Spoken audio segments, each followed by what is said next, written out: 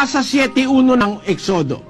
At sinabi ng Panginoon kay Moises, tingnan mo, ginawa kitang Diyos kay Faraon, at si Aaron na iyong kapatid ay magiging iyong propeta. Si Moises ba Diyos o hindi?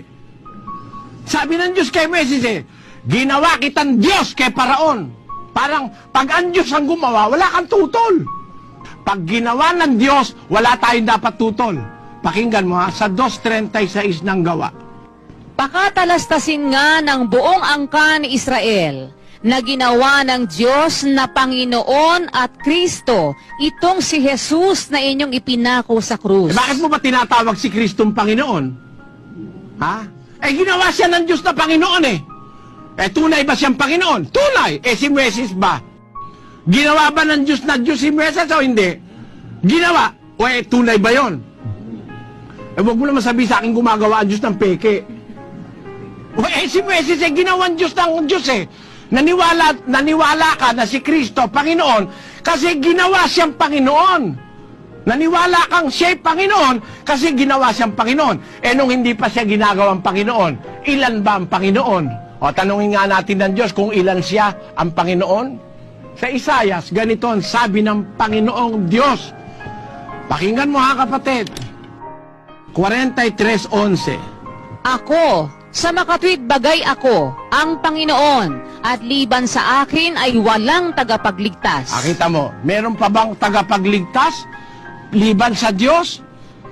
At siya ang Panginoon. Kailan yan? Nung hindi pa nagkakatawang tao si Kristo. Nung magkatawang tao na si Kristo, ginawa siyang Panginoon. Tutol ka ba dalawa ngayon ng Panginoon? Meron bang nilalabag tayo? Wala naman nilalabag ba't sabi mo, Panginoon, ikaw lang mag-isa, ikaw lang ang Panginoon, ikaw lang ang tagapagligtas?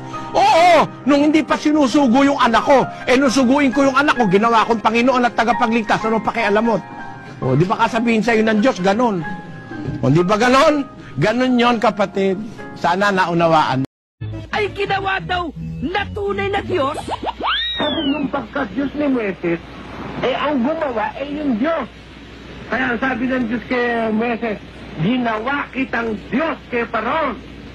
Sasabihin ni Iglesia ng Cristo, di ka hindi tunay na Diyos. Alam, hindi tunay. Siya na nga ang gumawa.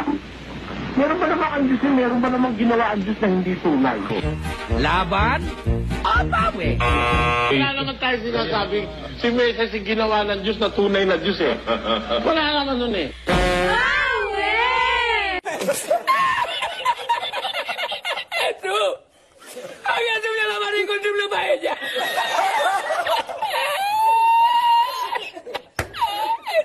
Ito!